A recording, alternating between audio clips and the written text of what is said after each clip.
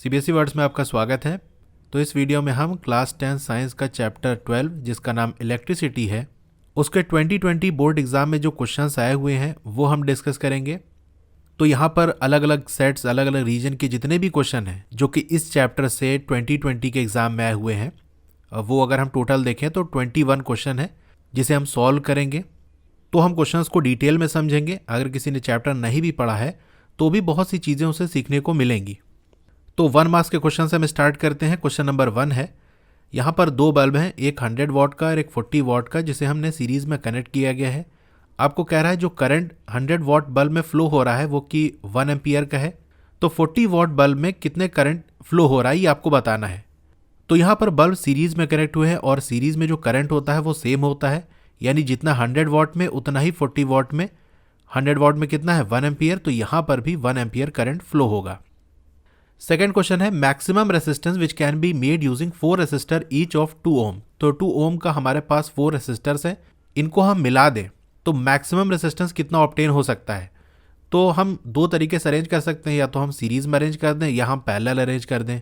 तो याद रखना, हम जब सीरीज़ में कनेक्ट करते हैं तो रेसिस्टेंस हमको मैक्सिमम मिलता है, ठीक है, इसीलिए हम सीरीज़ में कनेक्ट कर लेंगे। तो सीरीज़ का फॉर्मूला क्या है, RS, और जितने भी रेसिस्टेंस हैं हमारे पास 4 रेसिस्टर है 2 ओम के, तो 2 + 2 + 2 + 2 यह हमारा 8 हो गया। अब मान लो अगर एग्जाम में आप भूल गए कि मैक्सिमम रेसिस्टेंस हमें कब मिलता है, सीरीज़ या पैरेलल, तो दोनों निकाल लेना। सीरीज़ आपने निकाल लिया, पैरेलल का फॉर्मूला क्या होता है 1/RP, RP फॉर पैरेलल, और इसे इन्वर्स करके हम ऐड कर देते हैं। जैसे 2 है ना, तो 1/ जो भी रेसिस्टेंस की वैल्यू होगी वो लिख देंगे 2। इस तरीके से 1/2, 1/2 और 1/2। 4 रेसिस्टेंस है तो इस तरह से हमने कर लिया। ऐड कर लो, कितना आ जाएगा 4/2 और सॉल्व होकर 2 आ जाएगा। तो 1/RP की वैल्यू 2 आ रही है, तो RP क्या होगा, इन्वर्स कर दोगे 1/2। तो देख सकते हो सीरीज में हमें 8 ओम मिल रहा है और यहाँ पर हमको 1/2 ओम मिल रहा है, तो कौन मैक्सिमम हो गया, सीरीज। तो इस तरह से भी देख सकते हो। बाकी आपको सॉल्व करके नहीं दिखाना क्योंकि 1 मार्क्स का है, डायरेक्ट आपको आंसर लिख देना है। अब यहाँ थर्ड वाला क्वेश्चन है, एक स्टूडेंट ने प्लॉट किया है VI ग्राफ और 3 सैंपल्स हैं ऑफ नाइक्रोम वायर और रेसिस्टेंस आपको दिया हुआ है R1, R2, R3। आपको इनके बीच में रिलेशन बताना है, यानी R1, R2, R3 में क्या रिलेशन है, कौन किसके बराबर है, कौन किससे बड़ा है, किससे छोटा है, ये रिलेशन आपको लिखना है। तो इस क्वेश्चन को मैं आपको 4 तरीके से बताऊंगा। वैसे बताने को तो मैं एक तरीके से आपको बता दूं, लेकिन मैं चाहता हूं कि आपकी जो थिंकिंग है वो ब्रॉड हो, नैरो ना रहे कि हाँ इसी तरीके से किया जाता है। आपको ये सीखने को मिले कि किसी भी क्वेश्चन को हम बहुत तरीके से कर सकते हैं। जिस तरह से हमारे माइंड में मेथड आए, जिस तरह से हम सोच सकें, उस तरीके से हम कर सकते हैं। तो पहला तरीका जो सिंपल है, जिसको आप याद रख लोगे तो इस तरह के क्वेश्चन सारे कर ले जाओगे। तो पहला मेथड ये है कि जिसका स्लोप सबसे कम होगा रेसिस्टेंस उसका सबसे ज़्यादा होगा। स्लोप का मतलब जो आपका पोटेंशियल डिफरेंस है और जो रेसिस्टेंस है उसके बीच का जो एंगल है। जैसे हम R2 की बात कर ले तो R2 और V के बीच का जो एंगल होगा ये वाला, इसको मान लेते हैं हम θ2, ठीक है। इसी तरीके से R1 और V के बीच में जो एंगल होगा वो इस R1 वाले का स्लोप होगा। जैसे हम R1 है ना तो θ1 कर लेते हैं, और ये वाला जो है इसको हम मान लेते हैं ये θ3 है। तो एंगल सबसे कम किसका है, आप कहोगे θ2 सबसे कम है, यानी R2 वाले का कम है। तो रेसिस्टेंस इसका सबसे ज़्यादा होगा, ठीक है, R2 ये सबसे ज़्यादा होगा। उसके बाद एंगल किसका बड़ा है, θ1 है, यानी फिर हमारा R1 आ जाएगा, और सबसे ज़्यादा थीटा की वैल्यू जिसकी होगी सबसे कम रेसिस्टेंस उसी का होगा। तो सबसे ज़्यादा किसका है θ3 है, यानी R3 का, तो सबसे कम R3 हो जाएगा हमारा। अब दूसरा मेथड हम लगा लेते हैं यहाँ पर। तो आपने ये रिलेशन पढ़ा है V = IR। अब इसमें अगर हम V को फिक्स कर दें, V को चेंज ना करें, तो R को चेंज करेंगे तो I चेंज होगा। जैसे हम मान लेते हैं V की वैल्यू हमारी 12 है, ठीक है, और करंट की वैल्यू हमारी 3 है और रेसिस्टेंस हमारा 4 है, तो 4 3 12 एकदम सही चल रहा है। अब हमने क्या किया, V को कांस्टेंट रखा कि V को हम नहीं बदलेंगे, यानी V हमारा 12 का 12 ही रहेगा। हमने R को चेंज कर दिया, R को कम कर दिया, मान लो 4 था हमने 2 कर दिया, तो अब I की वैल्यू चेंज हो जाएगी, बढ़ जाएगी। कितना हो जाएगी, 3 से ये 6 हो जाएगी, क्योंकि फाइनली हमें 12 लाना है, तो 6 2 12 हो जाएगा। तो इस एग्जाम्पल से आप समझ गए जिसका रेसिस्टेंस ज़्यादा होगा करंट उसका कम होगा। यहाँ रेसिस्टेंस हमारा 4 था तो करंट हमारा 3 था। यहाँ रेसिस्टेंस हमने कम कर दिया, 2 कर दिया, तो देखो करंट बढ़ गया, 3 से 6 हो गया। तो हम लिख सकते हैं रेसिस्टेंस ज़्यादा तो करंट हमारा कम होगा। तो इस ग्राफ पे हमको एक लाइन ड्रॉ करनी है। कांस्टेंट पोटेंशियल डिफरेंस की। तो ये बात हमेशा याद रखना, अगर हमको कोई ऐसी लाइन ड्रॉ करनी है जिसपे किसी भी चीज़ की वैल्यू कांस्टेंट है तो वो उस एक्सिस से परपेंडिकुलर बनेगा, 90 डिग्री बनेगा। जैसे हमको v की वैल्यू कांस्टेंट रखनी है तो एक लाइन जो हम ड्रॉ करेंगे वो v वाली जो एक्सिस होगी उससे परपेंडिकुलर होगी। जैसे मान लो हमने ये ड्रॉ कर लिया बिल्कुल 90 डिग्री, तो v वाली एक्सिस से हमने परपेंडिकुलर ड्रॉ कर दिया। तो ये जो हमने रेड कलर वाली लाइन ड्रॉ की है, ठीक है, मैं इसको हटा देता हूँ। ये जो लाइन हमने ड्रॉ की है, इस लाइन पे जो पोटेंशियल डिफरेंस की वैल्यू है वो सेम होगी, ठीक है। यानी यहाँ पर भी v मिलेगा, यहाँ पर भी हमको v मिलेगा और यहाँ पर भी हमको v मिलेगा। अब करंट निकालने के लिए इसे हम इधर प्रोड्यूस कर देंगे। यहाँ पर हमारा क्या आ जाएगा, ये R2 है तो ये हमारा I2 हो जाएगा। R1 वाली लाइन पे जो पॉइंट है उससे हम ऐसे ड्रॉ कर देंगे तो ये हमारा क्या मिल जाएगा, I1 मिल जाएगा। इसी तरीके से R3 वाली जो लाइन है उस वाले पे जो पॉइंट है उससे हम I वाले एक्सिस से लाइन ड्रॉ कर देंगे तो ये हमारा I3 मिल जाएगा। तो अभी हमने ये रिलेशन निकाला है कि जिसका करंट कम होगा रेसिस्टेंस उसका ज़्यादा होगा, यानी I2 का करंट कम है तो I2 का रेसिस्टेंस ज़्यादा होगा। इसके बाद किसका करंट आता है, I1 का आता है तो ये R1 आ जाएगा। और सबसे ज़्यादा करंट जिसका है सबसे कम उसका रेजिस्टेंस होगा, तो I3 सबसे ज़्यादा है, इसका मतलब R3 की वैल्यू सबसे कम होगी, ठीक है। तो देखो इस तरीके से भी हमने ये रिलेशन निकाल लिया। एक और तरीका है, यहाँ पर हमने देखो पोटेंशियल डिफरेंस को कांस्टेंट रखा था, अब क्या करेंगे हम करंट को कांस्टेंट रख देंगे, ठीक है। कहने का मतलब ये है, वही रिलेशन हम लिख देते हैं V = IR, और वही एग्जाम्पल जो हमने लिया था वही हम ले लेते हैं। पोटेंशियल डिफरेंस हमारा 12 है और करंट हमारा 3 है और रेजिस्टेंस हमारा 4 है। अब की हमने क्या किया कि भाई हम करंट को चेंज नहीं करेंगे, करंट फिक्स रहेगा, यानी ये 3 है तो 3 ही रहेगा। अब रेजिस्टेंस की वैल्यू हम कम कर देते हैं, 4 से हमने क्या कर दिया, 2 कर दिया, तो पोटेंशियल डिफरेंस की वैल्यू क्या हो जाएगी, 3 2 6। तो देख रहे हो रेजिस्टेंस को हमने कम किया, पोटेंशियल डिफरेंस भी कम हो गया। रेजिस्टेंस 4 से 2 किया, पोटेंशियल डिफरेंस 12 से 6 हो गया। अब चलिए ग्राफ पे मैं यहाँ ड्रॉ करके दिखाता हूँ कि इसको हम कैसे निकालेंगे। तो यहाँ पर करंट कांस्टेंट है तो हमको एक लाइन ड्रॉ करनी है जिस पे करंट कांस्टेंट हो। तो वो लाइन कैसी होगी, करंट वाली जो एक्सिस होगी उससे परपेंडिकुलर होगी। करंट वाली एक्सिस हमारी ये है, इससे परपेंडिकुलर बनेगी। तो यहाँ परपेंडिकुलर ड्रॉ कर लेते हैं, इस तरह से ड्रॉ करेंगे कि R1 R2 R3 सब की लाइन यहाँ कट हो जाए, ठीक है, ताकि हमको वैल्यू मिल सके। इन सब पे क्या होगा, करंट सेम होगा, मान लेते हैं हम I, लेकिन पोटेंशियल डिफरेंस की वैल्यू अलग अलग होगी। जैसे R2 की बात करें तो ये हमको यहाँ पर V2 मिल जाएगा। ये हमारी R1 वाली लाइन है तो यहाँ पर जो कट करेगा यहाँ से हमको V1 की वैल्यू मिल जाएगी। इसी तरीके से R3 वाले पे जो कट करेगा यहाँ से हमको V3 की वैल्यू मिल जाएगी। तो जैसे कि मैंने आपको बताया, जिसका पोटेंशियल डिफरेंस कम उसका रेजिस्टेंस कम होगा, इसका मतलब जिसका पोटेंशियल डिफरेंस ज़्यादा उसका रेजिस्टेंस भी ज़्यादा होगा। तो यहाँ देख सकते हो V2 सबसे ज़्यादा है तो रेजिस्टेंस की वैल्यू R2 ज़्यादा होगी। उसके बाद आपका V1 है तो ये R1 हो जाएगा, उसके बाद V3 है तो ये R3 हो जाएगा। तो 3 तरीका हमारा ये हो गया। एक तरीका और मैं बता देता हूँ, इसमें हमको क्या करना है, किसी को कुछ कांस्टेंट वगैरह नहीं मानना है। यही रिलेशन हम यूज़ करेंगे, V = IR। हमें R की वैल्यू निकालनी है तो ये क्या हो जाएगा, V/I। अब यहाँ इस रिलेशन से आप कह सकते हो कि जिसका पोटेंशियल डिफरेंस ज़्यादा होगा उसका रेजिस्टेंस ज़्यादा होगा। और I से इसका रिलेशन कैसा है, इनवर्स रिलेशन है, यानी जिसका I ज़्यादा होगा उसके R की वैल्यू कम होगी। उल्टा रिलेशन है ना, न्यूमरेटर से डिनोमिनेटर में हम कंपैरिजन कर रहे हैं। या हम इसे ऐसे भी कह सकते हैं, जिसका I कम होगा उसका R ज़्यादा होगा। तो रेजिस्टेंस सबसे ज़्यादा उसका होगा जिसका पोटेंशियल डिफरेंस तो सबसे ज़्यादा हो लेकिन करंट सबसे कम हो। तो चलिए हम यहाँ ड्रॉ कर लेते हैं, R2 की बात कर लेते हैं। तो यहाँ हम ड्रॉ कर लेंगे तो यहाँ हमको V2 मिल जाएगा और यहाँ से हम एक लाइन ड्रॉ कर लेते हैं, ये हमें क्या मिल जाएगा, यहाँ पर I2 मिल जाएगा। इस तरह R1 का हम ड्रॉ कर लेंगे तो यहाँ से हमको क्या मिल जाएगा, V1 मिल जाएगा। और ये हम लाइन ड्रॉ कर लेंगे परपेंडिकुलर तो वो हमको करंट दे देगा I1। R3 की बात कर लेते हैं, ये हमारा नीचे आएगा, यहाँ पर हमें V3 मिल जाएगा और ये इधर हमारा I3 मिल जाएगा। तो पोटेंशियल डिफरेंस किसका ज़्यादा है, आप कहोगे V2 का ज़्यादा है। करंट किसका कम है, क्योंकि कम वाला हमको चाहिए, तो देखो आप कहोगे I2 का कम है।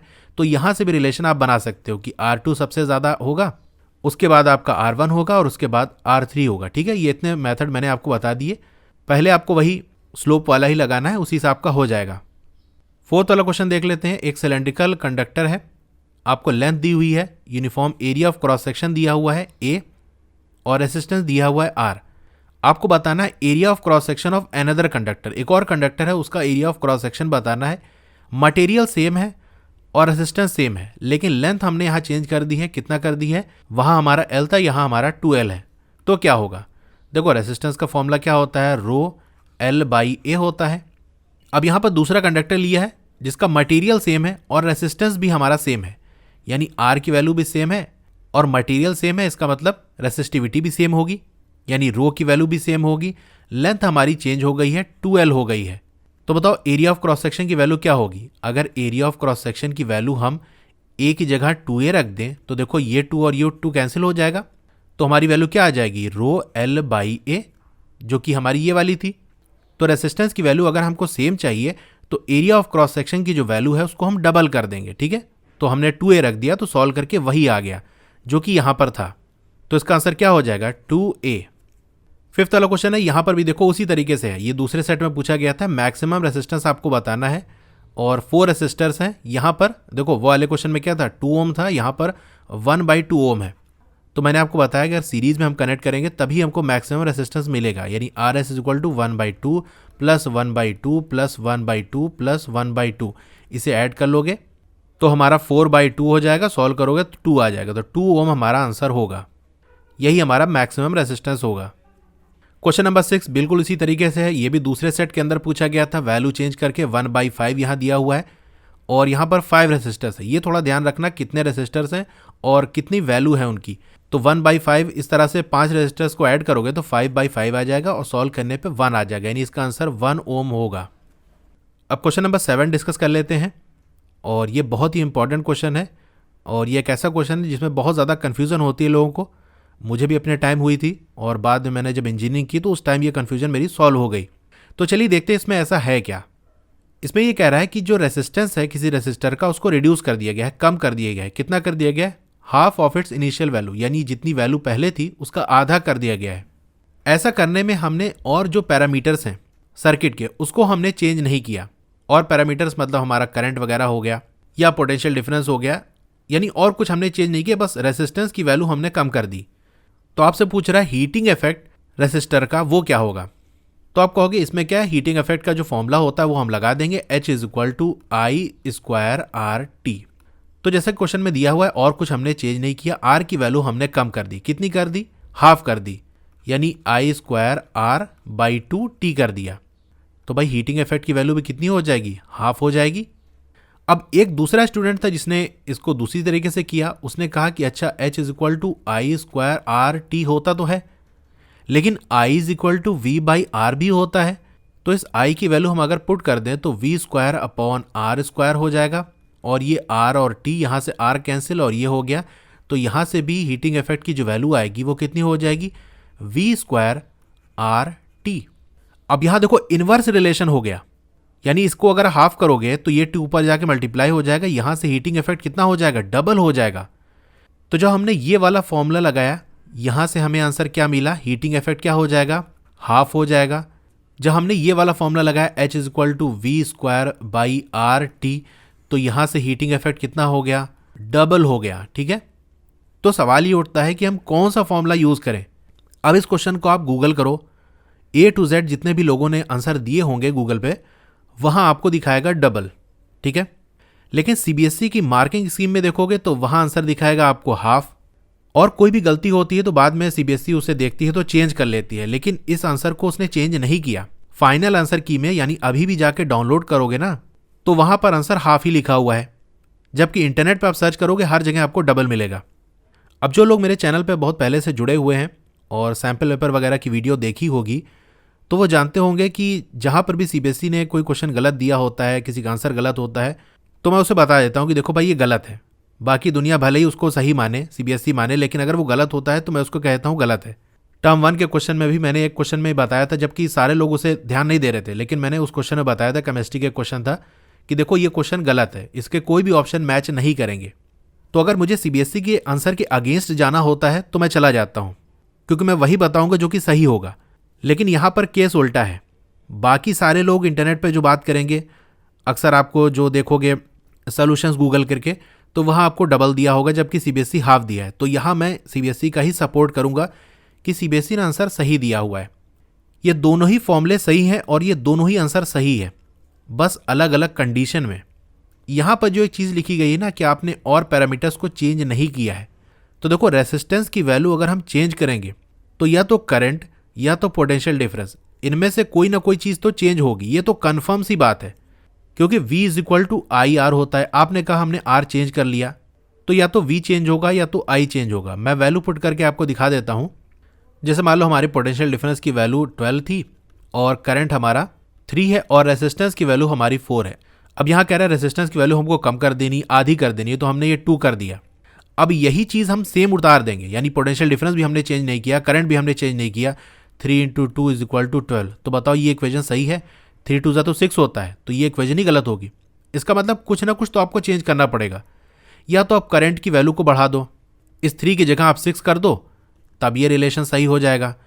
या तो आप पोटेंशियल डिफरेंस की वैल्यू चेंज कर दो कि भाई हम करंट चेंज नहीं करते, करंट 3 ही रखेंगे, रेजिस्टेंस आपने 2 कर दिया, तो आपका पोटेंशियल डिफरेंस ऑटोमेटिकली चेंज हो जाएगा, ये 6 हो जाएगा। ठीक है, तो 2 केस आपने देख लिया, या तो करंट चेंज हो जाएगा 3 से 6 हो जाएगा, या फिर पोटेंशियल डिफरेंस चेंज हो जाएगा 12 से 6 हो जाएगा। तो ये चीज़ आपको एक्सपेरिमेंट में देखनी पड़ेगी या क्वेश्चन में मेंशन करना पड़ेगा कि क्या चीज़ कांस्टेंट है। अगर करंट कांस्टेंट है तो हम ये वाला फॉर्मूला यूज करेंगे, H is equal to I square R T. अगर पोटेंशियल डिफरेंस कांस्टेंट है तो हम ये वाला फॉर्मूला यूज करेंगे। अब यहाँ मैं बहुत ज़्यादा डिटेल में नहीं जाना चाहता, वरना एग्जाम्पल लेके वैल्यू रख के मैं इसे सॉल्व करा देता। अगर आप कहोगे तो मैं उसे करा दूंगा, वैसे आपके सिलेबस का पार्ट नहीं है। बस इतना ही आपको जानना है कि जो चीज़ कांस्टेंट होगी वही वाला फॉर्मूला यूज करेंगे। आई कांस्टेंट है तो आई वाला फॉर्मूला हम यूज करेंगे, यानी आई स्क्वायर आर टी। और V अगर कांस्टेंट है तो ऐसा फॉर्मूला यूज करेंगे जिसके अंदर V प्रेजेंट हो, यानी H is equal to V square by R T. तो ये बात आप समझ गए। यहाँ जो लिखा हुआ है कि सर्किट के और जो पैरामीटर्स हैं वो चेंज नहीं हुए, तो ऐसा पॉसिबल हो ही नहीं सकता। एग्जाम्पल से मैंने आपको बता दिया कि रेजिस्टेंस चेंज करोगे तो या तो करंट चेंज होगा या पोटेंशियल डिफरेंस चेंज होगा। क्वेश्चन में कहने का मतलब ये है कि हमने अपने से कुछ नहीं चेंज किया, ऑटोमेटिकली अपने आप जो चेंज हो गया होगा, हो सकता है पोटेंशियल डिफरेंस में चेंज हो गया हो या करंट में चेंज हो गया हो, तो वो अलग बात है, लेकिन हमने अपने से नहीं किया, हमने सिर्फ रेजिस्टेंस की वैल्यू चेंज की है। तो ये एक्सपेरिमेंट करने पर पता चलेगा क्या चीज़ एक्चुअली चेंज हुई है। लेकिन हीटिंग इफेक्ट का जो स्टैंडर्ड फॉर्मूला है जो कि आपके बुक में दिया हुआ है वो क्या है, H is equal to I square R T. इसी फॉर्मूले को हम यूज़ करते हैं। तो जब भी इस तरह से कुछ मेंशन ना हो कि क्या चीज़ कांस्टेंट है, तो आप हमेशा यही फॉर्मूला यूज़ करोगे, H is equal to I square R T. और ये फॉर्मूला जब यूज़ करोगे तो वैल्यू आपकी क्या आ जाएगी, हाफ आ जाएगी। तो इसका आंसर भी हम क्या कहेंगे, हाफ है आंसर। ये जो फॉर्मूला बना है ये तो इसको चेंज करके बना हुआ है। मैथमेटिकली तो फॉर्मूला सही है, लेकिन ओरिजिनल फॉर्मूले को हमने चेंज करके ये फॉर्मूला निकाला है, तो ये एक तरह से सेकेंडरी फॉर्मूला है। अब मान लो कल को आपके एग्जाम में क्वेश्चन दे दे और वहां पर आपको ये बता दे कि क्या चीज़ हमने कांस्टेंट रखी है, तो वहां पर जाके बहुत से लोग फंस जाएंगे कि कौन सा फॉर्मूला यूज़ करें, क्योंकि दोनों फॉर्मूले के अंदर फिर आंसर की वैल्यू अलग आएगी। इसीलिए मैंने इसको डिटेल में आपको बता दिया कि अगर दे दिया हो कि V की वैल्यू हमने चेंज नहीं की, कांस्टेंट रखी, तो इसको उठा के रख देना। I की वैल्यू कांस्टेंट बता दिया आपको कि हमने और कुछ चेंज नहीं किया, और करंट भी चेंज नहीं हो रहा है, तो जैसे ही ये देखा आपने करंट चेंज नहीं हो रहा है तो H is equal to I square R T लगा देना, बस बात खत्म। ठीक है, वीडियो अच्छी लगी हो तो लाइक करिए, चैनल पर नए हैं तो सब्सक्राइब करिए, उसके बगल में एक बेल का आइकन है, उस पर क्लिक करके ऑल पे क्लिक कर देंगे तो जब भी नई वीडियो आएगी आपको मैसेज आ जाएगा। तो चलिए अब आगे चलते हैं। हम यहाँ पर 8th वाला क्वेश्चन है, आपको बतानी है मिली एम्पियर और माइक्रो एम्पियर की वैल्यू। तो 1 मिली एम्पियर आपका होता है 10 टू द पावर -3 एम्पियर, और 1 माइक्रो एम्पियर होता है 10 to the power -6 ampere. 9th वाला क्वेश्चन देख लेते हैं। एक सिलेंड्रिकल कंडक्टर है, देखो वही वाला क्वेश्चन है, बस थोड़ा सा वैल्यू चेंज की गई है क्योंकि अलग सेट में थोड़ा सा वैल्यू बदल के दे दिया गया है। क्वेश्चन वही है, लेंथ आपका L है और क्रॉस सेक्शन एरिया आपका A है, रेजिस्टेंस R है, दूसरा कंडक्टर है, लेंथ इसकी हमने चेंज कर दी है। ठीक है, और यहाँ रेजिस्टेंस की वैल्यू भी देखो हमने चेंज कर दी है, मटेरियल सेम है, एरिया ऑफ क्रॉस सेक्शन आपको बताना है। तो पहले क्या था हमारा, R is equal to rho L by A, ये था। अब हमारा रेजिस्टेंस की वैल्यू बदल गई, कितनी हो गई, 0.5 R हो गई है, और मटेरियल सेम है यानी रो की वैल्यू हमारी सेम होगी। लेंथ हमारा 2.5 L हो गया है। ए आपको बताना है तो इसको हम मान लेते हैं ए डैश। ए डैश की वैल्यू क्या होगी, तो पहले यहाँ से पॉइंट गया, यहाँ से पॉइंट गया 5 से 25, तो R is equal to 5 rho L by A dash. तो ए डैश की क्या वैल्यू रख दें कि R के बराबर आ जाए हमारा। अगर ए डैश की जगह हम 5A रख दें तो हो जाएगा हमारा आंसर। कैसे हो जाएगा, देखो 5 रो एल अपॉन 5a, तो ये और ये कैंसिल हो गया, तो क्या बच जाएगा, r is equal to rho L by A. तो ये वाला और ये वाला देखो सेम हो गया, तो एरिया ऑफ क्रॉस सेक्शन की वैल्यू क्या हो जाएगी हमारी 5a। अब आप इसको इस तरह से भी कर सकते थे कि a डैश की वैल्यू आपको निकालनी है, तो आप क्या करोगे, देखो a डैश इधर चला जाएगा, r आपका नीचे आ जाएगा, यानी 5 रो एल बाई आर। अब यहाँ से a की वैल्यू पुट कर लो, ये थोड़ा लंबा पड़ेगा, a इज इक्वल टू क्या हो जाएगा, रो एल बाई ए। तो रो एल बाई, सॉरी यहाँ r होगा ना, r इसको पुट करोगे तो क्या हो जाएगा, a की वैल्यू आ जाएगी, यानी a dash is equal to 5a। तो ऐसे भी निकाल सकते हो। तो ये हो गया, यहाँ पर हमारे 1 मार्क्स के क्वेश्चन कंप्लीट हो गए। तो अब 3 मार्क्स के क्वेश्चन हम देख लेते हैं। क्वेश्चन नंबर 10 ये रहेगा, 9 तक हमारा हो गया, जो कि 1 मार्क्स के थे। आपको VI ग्राफ दिया हुआ है नाइक्रोम वायर के लिए। What do you infer from this graph, इस ग्राफ से आपको क्या कंक्लूजन मिलता है, क्या रिजल्ट आपको मिलता है, ये बताना है। और आपको एक लेबल्ड सर्किट डायग्राम भी बनाना है कि हम सर्किट किस तरह से बनाएं कि हमें जो नीचे ग्राफ दिया हुआ है वो ऑब्टेन हो सके। तो ये डायरेक्ट आपकी बुक का क्वेश्चन है। एक्टिविटी 12.1 देखोगे तो वहाँ यही सारी चीज़ें की गई है। एक सर्किट हम बनाएंगे और वहाँ पर अलग अलग रिजल्ट ऑब्टेन होगा और उसे ग्राफ पे प्लॉट करेंगे। तो यहाँ आपको ग्राफ दे दिया है, बस आपको उसका सर्किट बनाना है। तो पहली चीज़ में ये पूछ रहा है कि आप क्या इन्फर करोगे, यानी क्या कंक्लूजन निकालोगे। तो इस ग्राफ से देखो हमको देखने को ये मिल रहा है कि ये आपका V है, यानी पोटेंशियल डिफरेंस, और ये आपका करंट है, यानी जैसे जैसे पोटेंशियल डिफरेंस बढ़ रहा है करंट की वैल्यू बढ़ रही है। जैसे ये आपका ग्राफ है, इस पॉइंट पे हम देखें तो यहाँ पर कुछ करंट रहा होगा, जैसे 0.2 ही लग रहा है हमको देखने में, और यहाँ पर कुछ पोटेंशियल डिफरेंस रहा होगा, लेट्स सपोज 0.7 रहा होगा। अब जैसे जैसे पोटेंशियल डिफरेंस की वैल्यू बढ़ रही है, इस पॉइंट पे अगर हम देखें तो यहाँ पर मान लो 1 वोल्ट होगा, और करंट यहाँ पर निकालेंगे तो कितना होगा, 0.2 और 0.3 के बीच में, यानी करंट भी इंक्रीज हुआ है। जैसे जैसे पोटेंशियल डिफरेंस की वैल्यू इंक्रीज की, करंट की वैल्यू भी बढ़ रही है। तो हम ये कह सकते हैं potential difference is directly proportional to current. तो आप चाहो तो इस तरह से बस इतना ही लिख देना, या फिर इसको स्टेटमेंट के फॉर्म में लिख सकते हो कि potential difference is directly proportional to current. अब हमको सर्किट डायग्राम बनाना है, तो चलिए इसको हम ड्रॉ कर लेते हैं। तो आपकी बुक में ये पूरा डायग्राम दिया हुआ है, आपने पढ़ा होगा तो आसानी से ड्रॉ कर लोगे। नहीं तो देखो हमको बेसिकली क्या है, हमने ये रिलेशन निकाला है V is directly proportional to I, और इस प्रोपोर्शनैलिटी को जो हम हटाते हैं तो क्या होता है, V is equal to IR। तो बेसिकली हमको ये 3 चीज़ें इस सर्किट डायग्राम में शो करनी है, और पोटेंशियल डिफरेंस की वैल्यू हम चेंज करेंगे तो देखोगे करंट की वैल्यू भी चेंज हो रही है। तो सबसे पहले हम क्या करेंगे, एक रेसिस्टर लगा लेंगे, इसका नाम हमने दे दिया R, ठीक है। अब यहाँ से हम पूरा सर्किट को कंप्लीट कर लेंगे। अब हमको पोटेंशियल डिफरेंस चाहिए, उसके लिए हम बैटरी या सेल लगाएंगे। तो चलिए हम सेल लगा लेते हैं। तो यहाँ पर एक सेल हमने ड्रॉ कर लिया। अब क्योंकि हमको पोटेंशियल डिफरेंस की वैल्यू अलग अलग चाहिए, इसीलिए हम कई सारे जो सेल हैं वो अरेंज कर देंगे, और जब जितने पोटेंशियल डिफरेंस की ज़रूरत है उस हिसाब से हम कनेक्शन बना लेंगे। तो एक ये हो गया, और दूसरा हमने यहाँ पर एक और सेल कनेक्ट कर लिया, और एक तीसरा कनेक्ट कर लिया, और एक और लगा लिए। 4 हम सेल लगा लेते हैं, ठीक है। अब हर सेल का पोटेंशियल डिफरेंस मान लेते हैं V है, तो इसका भी V, इसका भी V, ये भी V और ये भी V हो गया। इसे हम पॉजिटिव टर्मिनल मान लेते हैं, और इसे निगेटिव, और इसे पॉजिटिव, इसे निगेटिव, इसे पॉजिटिव, इसे निगेटिव, इसे पॉजिटिव और इसे निगेटिव। अब बीच वाले जो होंगे ना, देखो आपस में इनके इफेक्ट कैंसिल आउट हो जाएंगे। जैसे ये प्लस और ये माइनस और ये प्लस हो गया, ये माइनस ये प्लस, ये माइनस ये प्लस। तो इसको बेसिकली हमें शो करने की ज़रूरत नहीं है, तो इसे हमने हटा दिया। अब करंट कैसे फ्लो होगा, पॉजिटिव टर्मिनल से निगेटिव टर्मिनल की तरफ, यानी पॉजिटिव से चलेगा, इधर से होते हुए ये ऐसे चलेगा हमारा, यहाँ पर आएगा, और यहाँ आगे जाकर हमने करंट को मेज़र करने के लिए एक एमीटर हमने लगा दिया, और आगे जाके हमने एक स्विच भी लगा दी। इसका भी हमने पॉजिटिव और निगेटिव टर्मिनल बना दिया। इस स्विच को हमने K नाम दे दिया, और ये आगे जाके इस तरह से, यहाँ भी हम आगे दिखा देंगे, ये करंट हमारा फ्लो हो रहा है और ये जा रहा है। अब पोटेंशियल डिफरेंस मेज़र करने के लिए एक वोल्ट मीटर हम लगाएंगे, लेकिन वोल्ट मीटर हमारा कैसे कनेक्ट होता है, पैरेलली कनेक्ट होता है। तो एक पॉइंट हमारा ये, एक पॉइंट ये, और यहाँ पर हम वोल्ट मीटर हमने कनेक्ट कर लिया। इन दोनों पॉइंट को हमने यहाँ X और Y मान लिया। इसका भी ये पॉजिटिव और निगेटिव हो गया। अब देखो मान लो एक सेल का जो पोटेंशियल डिफरेंस है वो 1.5 वोल्ट है, कुछ भी मान सकते हो। तो एक बार क्या करेंगे, हम एक सेल को कनेक्ट करेंगे और क्या करंट मिल रहा है वो नोट कर लेंगे। दूसरी बार क्या करेंगे, 2 सेल को हम कनेक्ट कर लेंगे और फिर जो करंट मिल रहा है वो नोट कर लेंगे। इसी तरह 3 और 4 का भी कर लेंगे। लेकिन यहाँ पर देखो ऊपर हमने 4 सेल लगा लिए हैं। पहली बार हम ये चाहेंगे कि करंट सिर्फ एक सेल से होकर जाए, यानी एक ही सेल से हमें पोटेंशियल डिफरेंस मिले। तो उसके लिए हमको क्या करना पड़ेगा, हम कनेक्शन यहाँ से कर देंगे।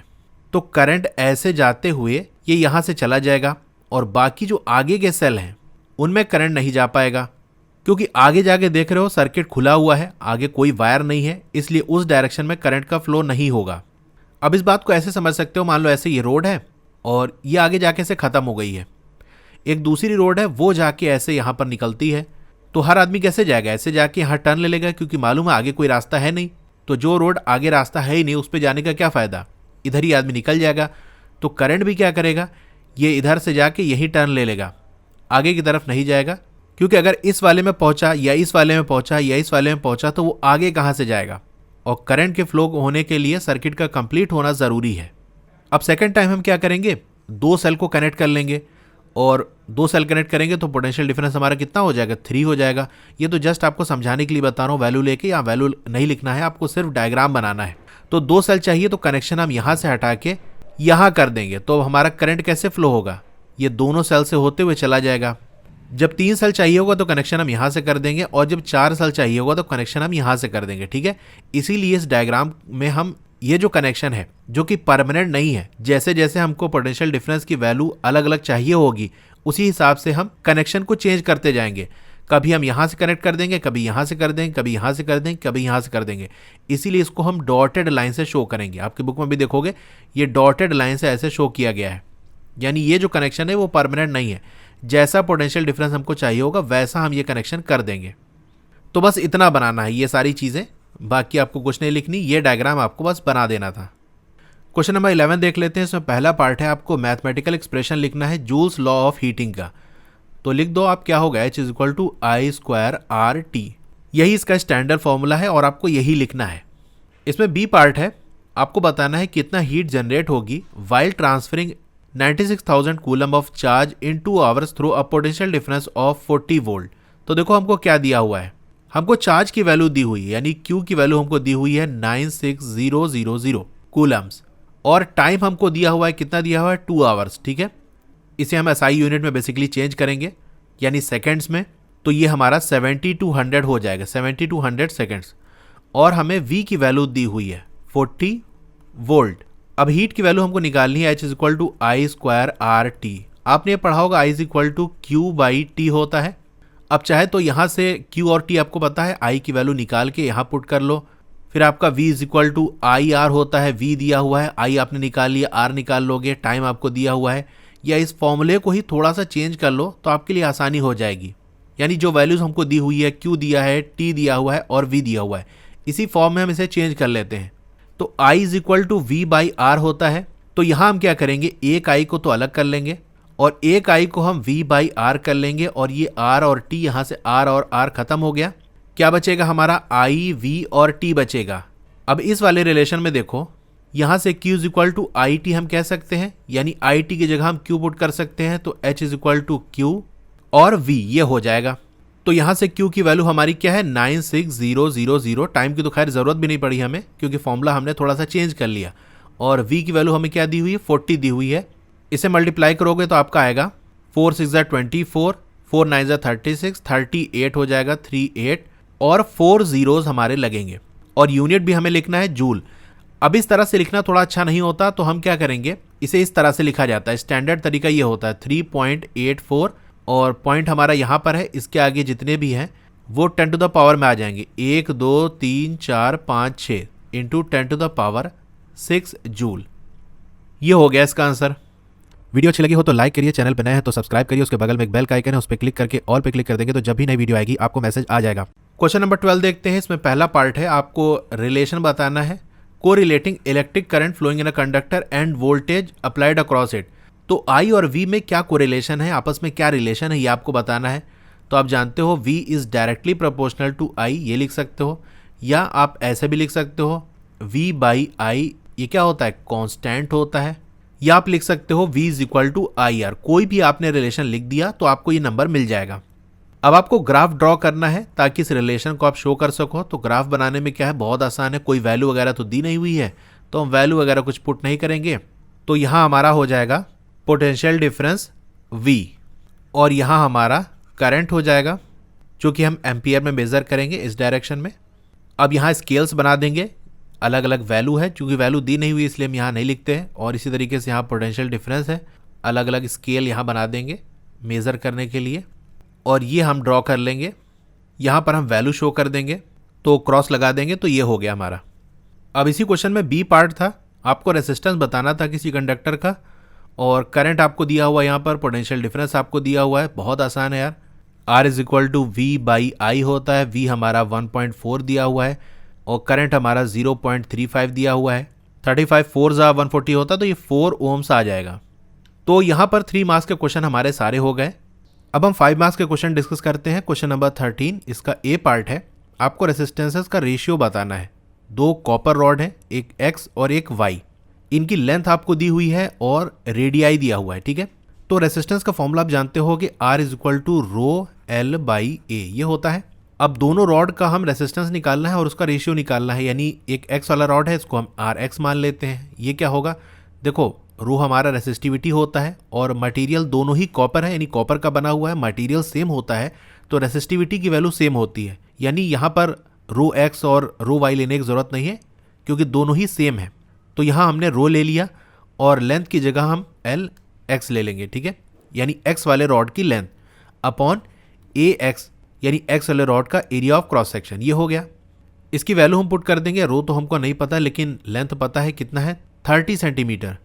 तो हम यहाँ पर 30 लिख लेंगे divided by area of cross section यानी पाई R स्क्वायर, पाई और रेडियाई क्या दिया हुआ है 2 सेंटीमीटर यानी 2 का स्क्वायर। इसी तरीके से RY भी हम निकाल लेंगे, रो की वैल्यू सेम ही है, LY अपॉन AY। ये सारी चीज़ें आपको लिख के शो करनी है, ठीक है। ऐसा नहीं कि शॉर्ट में डायरेक्ट आपने आंसर लिख दिया, पूरा स्टेप आपको दिखाना है क्योंकि स्टेप पे आपको मार्क्स मिलेंगे। जैसे आपने RX ये पूरा लिखा ना, इस पे आपको हाफ मार्क्स मिलेगा। RY क्या होगा, यहाँ हम रो लिखेंगे और यहाँ पर लेंथ हमको 10 दी हुई है, पाई, और रेडियाई हमारा कितना है 1 सेंटीमीटर यानी 1 का स्क्वायर। इतना लिख दोगे तो यहाँ भी आपको हाफ मार्क्स मिल जाएंगे। अब इन दोनों को हमको रेशियो निकालना है, यानी RX अपॉन RY हमको निकालना है। तो RX को हम एज इट इज़ ऐसे पुट कर देंगे 30 अपॉन पाई 2 का स्क्वायर। अब RY की वैल्यू नीचे डिनोमिनेटर में जाएगी, लेकिन इसे हम न्यूमरेटर में लाएंगे तो फ्रैक्शन उल्टा हो जाता है, ठीक है। जैसे मान लो डिनोमिनेटर में 1/2 है तो इसको हम ऊपर ले आएंगे तो ये 2 ऐसे हो जाएगा, ठीक है। तो जो हमारा रो 10 बाई पाई 1 स्क्वायर था, इसमें क्या हो जाएगा, पाई और 1 का स्क्वायर ये ऊपर हो जाएगा और रो और 10 यहाँ आ जाएगा, ठीक है। तो रो से रो कैंसिल हो गया, पाई से पाई कैंसिल हो जाएगा और 10 3 जा।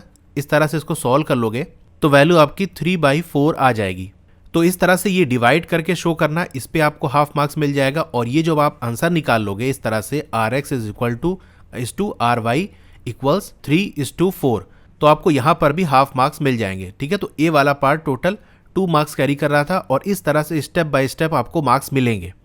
तो यहाँ पर आपको ये चीज़ ध्यान रखना है कि आंसर हो सकता है आपका गलत आ जाए, लेकिन अगर स्टेप आप सही फॉलो करोगे तो जितने स्टेप सही होंगे उतने मार्क्स आपको मिल जाएंगे। और ऐसा हो सकता है कि आपका आंसर सही है लेकिन आपने प्रॉपर स्टेप नहीं दिखाया तो भी आपके मार्क्स कट जाएंगे। तो ये ए वाला पार्ट हमारा कंप्लीट हो गया। अब इसका बी वाला पार्ट है, एक करंट है 500 मिली एम्पियर, वो फ्लो कर रहा है, एक सर्किट है जो कि सीरीज़ में कनेक्टेड है और इसमें 2 चीज़ है, एक इलेक्ट्रिक लैंप है और एक कंडक्टर है, वो सीरीज़ में कनेक्ट है। अब कंडक्टर का आपको रेजिस्टेंस दिया हुआ है 10 ओम्स और पोटेंशियल डिफरेंस आपको दिया हुआ है, यानी बैटरी के जो वोल्टेज है वो 6 है। आपको इलेक्ट्रिक लैंप का रेजिस्टेंस बताना है। तो सबसे पहले आप गिवन डाटा लिखोगे, आई की वैल्यू क्या है 500 milliampere, resistance of lamp आपको लेट सपोज हम मान लेते हैं R1। इसी तरीके से रेजिस्टेंस ऑफ जो कंडक्टर है हमारा उसको हम R2 मान लेते हैं और इसकी वैल्यू तो हमको दी हुई है 10 ओम्स। पोटेंशियल डिफरेंस हमको दिया हुआ है, पूरा आपको लिखना है, मैं शॉर्ट में लिख रहा हूँ, जिसे हम V मान लेंगे। V की वैल्यू कितनी दी हुई है 6 वोल्ट। अब देखो कनेक्शन हमारा सीरीज में है, इसका मतलब जो टोटल रेजिस्टेंस अगर हमको निकालना होगा तो हम R1 और R2 को ऐड कर देंगे तो हमारा आ जाएगा, यानी R जो होगा हमारा वो R1 प्लस R2 हो जाएगा। और R इक्वल्स क्या होता है V बाई आई होता है। V कितना दिया हुआ है हमको 6 दिया है, I हमें 500 मिली एम्पियर दिया हुआ है। अब इसे हमें एम्पियर में चेंज करना पड़ेगा, यानी 1 एम्पियर होता है 1000 मिली एम्पियर, तो 500 मिली एम्पियर की वैल्यू क्या होगी 0.5 एम्पियर। तो ये हम पुट कर देंगे। देखो R2 की वैल्यू हमको दी हुई है, यानी यहाँ पर मैं फिर से लिखूँ R1 प्लस R2 की वैल्यू 10 है और ये 6/0.5, ये 5 पॉइंट यहाँ से हटेगा और यहाँ 0 लगेगा, 5 12 और R1 की वैल्यू क्या हो जाएगी 12 माइनस 10 इक्वल्स 2 ओम्स। ठीक है, तो ये वैल्यू आपकी आ जाएगी। अब इसे आप दूसरे तरीके से भी कर सकते थे, जैसे कि आप जानते हो कि सीरीज कनेक्शन के अंदर जो करंट होता है वो सेम होता है, लेकिन जो पोटेंशियल डिफरेंस होता है वो आपका डिफरेंट होता है। यानी जितने भी डिवाइस सीरीज में कनेक्टेड हैं उन सब का जो पोटेंशियल डिफरेंस है उसको हम ऐड कर दें तो टोटल हमारा पोटेंशियल डिफरेंस आ जाएगा। यानी टोटल हमको बैटरी का पोटेंशियल डिफरेंस दिया हुआ है और दो चीज़ें हमारी कनेक्टेड हैं, यानी एक हम V1 मान लेते हैं, दूसरा V2 मान लेते हैं। V1 जो लैम्प का पोटेंशियल डिफरेंस है और कंडक्टर का जो पोटेंशियल डिफरेंस है वो हमारा V2 हो गया। जो आपका I1 है और I2 ये बराबर होगा और इसकी वैल्यू कितनी होगी 500 मिली एम्पियर, या हम कह सकते हैं 0.5 एम्पियर। अगर हमको V2 निकालना है, V is equal to IR होता है, V2 is equal to I2 और R2 हो जाएगा। I2 की वैल्यू क्या है 0.5 और R2 हमारा क्या है, देखो 10 ओम्स दिया हुआ है, 10 से मल्टीप्लाई कर देंगे तो ये कितना हो जाएगा 5 हो जाएगा। यानी V2 की वैल्यू 5 आ गई। V टोटल हमको 6 दिया हुआ है, V1 प्लस V2 हमारा 5 हो गया, तो V1 की वैल्यू क्या हो जाएगी 1 हो जाएगी। यहाँ से हम फिर से फॉर्मूला लगाएंगे, V1 is equal to I1 R1 हो जाएगा। V1 हमने 1 निकाला है, I1 की वैल्यू 0.5 है और ये R1 यहाँ से पॉइंट हटेगा, नीचे डिवाइड होगा जो कि मल्टीप्लाई हो जाएगा। इसको सॉल्व कर लोगे तो बेसिकली R1 क्या हो जाएगा 10 डिवाइडेड बाई 5 2 ओम्स। तो इस तरह से भी आ सकता है। क्वेश्चन नंबर 14 देख लेते हैं। इसका ए वाला पार्ट है, एक 6 ओम का रेसिस्टेंस वायर है, इज डबल्ड ऑन इटसेल्फ। ये चीज़ बहुत इंपॉर्टेंट है, याद रखना, कहीं पर नोट कर लो। डबल्ड ऑन इटसेल्फ का मतलब क्या है, इस केस में जो लेंथ होगी वो हाफ हो जाएगी और एरिया ऑफ क्रॉस सेक्शन क्या हो जाएगा वो डबल हो जाएगा। यानी ए की जगह 2A हो जाएगा और L की जगह L/2 हो जाएगा। ठीक है, इसे नोट कर लो, बहुत इंपॉर्टेंट है। आपको जो नया रेसिस्टेंस है वायर का वो कैलकुलेट करना है। तो पहले का रेसिस्टेंस हमको दिया हुआ है कितना है 6 ओम और फॉर्मूला क्या होता है ρL/A। तो इसकी वैल्यू हमको 6 दी हुई है, हमको बताना है नया वाला रेसिस्टेंस, यानी R' हम मान लेते हैं, तो ये क्या होगा ρ और L'/A'। ठीक है, अब यहाँ पर एक लाइन लिखोगे, in this case length L becomes L/2 and area of cross section जिसकी वैल्यू पहले A थी बिकम 2A। ये लाइन आपको लिखनी पड़ेगी। तो यहाँ से आप R' की वैल्यू निकालोगे तो रो L की जगह L/2 हो जाएगा और A की जगह 2A हो जाएगा। इसे हम फर्दर कैसे लिख सकते हैं, ये 2 2 4 और 1/4 ये एकदम बाहर हम निकाल लेंगे, रो L/A ये हो जाएगा।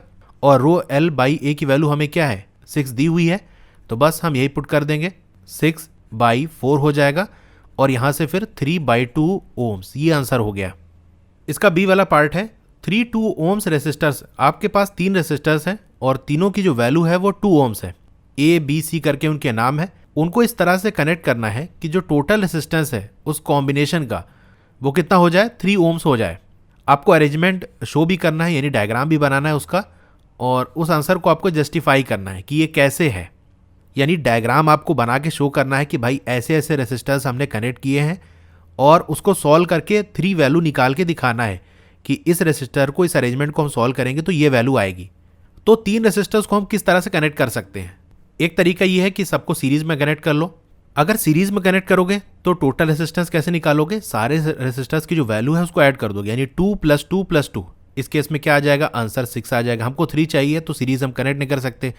अगर पैरेलल में करेंगे तो क्या होगा, 1/R क्या हो जाएगा 1/2 + 1/2 + 1/2, इस तरह से 3/2 आ जाएगा और R की वैल्यू फिर 2/3 आ जाएगा। तो यहाँ से भी नहीं हो सकता। तीसरा तरीका ये है कि 2 को हम सीरीज में कनेक्ट कर लें और 1 को पैरेलल कर लें। अब 2 को सीरीज में करेंगे तो उनका जो टोटल रेजिस्टेंस आएगा RS वाला वो क्या होगा, सीरीज में डायरेक्टली ऐड कर देंगे, यानी 2 + 2 क्या हो जाएगा 4 हो जाएगा। और दूसरा हमारा एक पैरेलल में है और वो हमारा 2 है। यहाँ से अगर हम टोटल की वैल्यू निकालें, यानी इसका मैं थोड़ा सा डायग्राम बना दूं ताकि आपको समझ में आ सके कि हमने ये ऐसे लिया कनेक्शन और एक रेसिस्टर हमने ये लगाया, दूसरा रेसिस्टर हमने ये लगाया, ठीक है, 2 सीरीज में हो गए और ये एक हमने यहाँ पर लगा दिया पैरेलल। ठीक है, तो ये दोनों हमारे सीरीज में हो गए और एक हमारा ये पैरेलल में हो गया। तो इन दोनों को जब सॉल्व करोगे सीरीज वाला तो यही देखो RS हमने निकाला 4, यानी इसको मैं पूरा हटा के यहाँ ऐसे शो कर सकता हूँ कि ये इस तरह से हो जाएगा, ये 4 हो गया और ये नीचे वाला हमारा 2 हो गया। तो अब ये कैसे हैं, पैरेलली कनेक्टेड है। तो अगर टोटल रेजिस्टेंस हम कैलकुलेट करेंगे, यानी 1/R तो क्या हो जाएगा 1/4 + 1/2, तो ये 3/4 हो जाएगा। इसे रिवर्स करेंगे तो R की वैल्यू 4/3 आ जाएगी। तो अभी भी हमारा नहीं हुआ। इसका मतलब हम ऐसा कर लें कि दो को आपस में पैरेलल कनेक्ट कर लें और एक को हम सीरीज में कनेक्ट कर लें। कहने का मतलब ये है कि ये सारी चीज़ें फेल हो गई, इसको हम हटा देते हैं। तो अब हमारे पास सिर्फ एक ही अरेंजमेंट बचा हुआ है, वो ये कि एक को हम ऐसे अपना सीरीज में लगा लेते हैं और बाकी जो दो हैं उनको हम पैरेलल कनेक्ट कर लेते हैं, इस तरह से कुछ। तो यहाँ से ऐसे करंट जाएगा, ये हमारा 2 ओम्स हो गया और यहाँ पर भी 2 ओम्स हो गया और ये नीचे वाला भी 2 ओम्स। इसका नाम हमारा A है और ये हमारा B है और ये C है। अब पैरेलल वालों को अगर हम सॉल्व कर लें यानी B और C को, तो क्या हो जाएगा, जो R पैरेलल है वो कैसे आएगा, तो पैरेलल हमारा इन्वर्स होता है, तो 1/RP equals to 1/RB plus 1/RC। ठीक है, ये हो गया। इसकी वैल्यू क्या होगी, RB की वैल्यू 1/2 और RC की वैल्यू फिर 2 होगी, तो 1/2 हो जाएगा। इसे सॉल्व करोगे तो 1 हो जाएगा। यहाँ से जो RP की वैल्यू है वो आपकी 1 आ गई। अब टोटल रेसिस्टेंस हमें जो निकालना है, यहाँ पहले लिख सकते हो टोटल रेसिस्टेंस, ठीक है, जो कि हम R मान लेते हैं। तो ये RA प्लस, क्योंकि अब ये सॉल्व होके किस में हो जाएगा, इसकी जो इक्विवेलेंट वैल्यू आएगी वो सीरीज में कनेक्ट हो जाएगी, यानी ये पूरा ऐसे जाके और ये सीरीज में हो जाएगा, क्योंकि ये जो पूरा पैरेलल कॉम्बिनेशन है वो A वाले के सीरीज में ही है। तो RA प्लस RP यानी जो पैरेलल वाला है, RA की वैल्यू 2 है, RP की वैल्यू हमने 1 निकाली है, तो टोटल रेजिस्टेंस हमारा क्या हो जाएगा, 3 ओम्स आ जाएगा। ठीक है, तो ये अरेंजमेंट आपको बना के दिखा देना है और इस तरह से आपको रेजिस्टेंस की वैल्यू निकाल देना है। यही इसका जस्टिफिकेशन है कि देखो इस अरेंजमेंट को हमने सॉल्व किया और 3 ओम्स इसका आंसर आ गया। क्वेश्चन नंबर 15 है, इसका A वाला पार्ट है। आपको नीचे जो कॉम्बिनेशन ऑफ रेजिस्टेंस दिया हुआ है उसका आपको इक्विवेलेंट रेजिस्टेंस बताना है बिटवीन M और N, यानी M से लेके N के बीच में आपको इक्विवेलेंट रेजिस्टेंस आपको बताना है। ठीक है, तो पहले इसको हम सॉल्व कर लेंगे जो कि पैरेलल में कनेक्ट है। तो यहाँ जो वैल्यू आएगी वो ऐसे कनेक्ट हो जाएगी जो कि सारे में सीरीज में हो जाएगी, यानी R1 R2, और यहाँ से जो RP की वैल्यू निकलेगी वो सब आपस में सीरीज होगी और हम फॉर्मूला लगा देंगे। ठीक है, तो पहले स्टेप बाय स्टेप हम करते हैं। आप यहाँ लाइन लिखोगे R3 and R4 are connected in parallel, तो 1/RP क्या हो जाएगा, 1/R3 प्लस 1/R4। इसे हम सॉल्व करेंगे तो यहाँ पर R3 और R4 आ जाएगा, R4 प्लस R3 ये हो गया हमारा RP 1/RP। तो RP की वैल्यू क्या हो जाएगी, इन्वर्स कर देंगे, R3 R4 प्लस R3।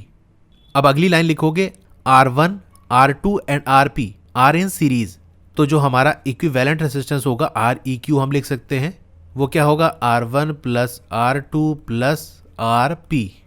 तो बस की वैल्यू आपको पुट कर देनी है, R1 plus R2 plus R3 R4 upon R4 plus R3।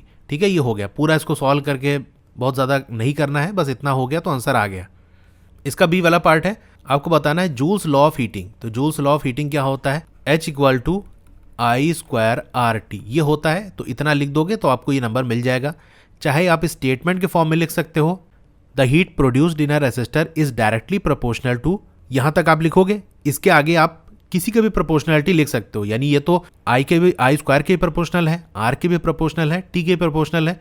तो आप लिख सकते हो पूरा स्टेटमेंट वहां तक लिखने के बाद is proportional to square of current for a given resistance, या लिख सकते हो is directly proportional to resistance for a given current, जो भी करंट दिया है उसके हिसाब से जो रेसिस्टेंस है उसके डायरेक्टली प्रोपोर्शनल है। या आप लिख सकते हो is directly proportional to the time for which the current flows through resistor. ठीक है, स्टेटमेंट फॉर्म में लिख सकते हो। वैसे ये बहुत सही है, छोटा सा है और इस पे आपको पूरा नंबर मिलेगा। अब इसका C वाला पार्ट देख लेते हैं। Why we need a 5 ampere fuse for an electric iron which consumes 1 kilowatt power at 220 volts। तो पहले तो ये पता होना चाहिए कि फ्यूज़ का काम क्या होता है। देखो, फ्यूज़ इसलिए लगाया जाता है ताकि जितना करंट की ज़रूरत है उससे ज़्यादा फ्लो होने ना पाए।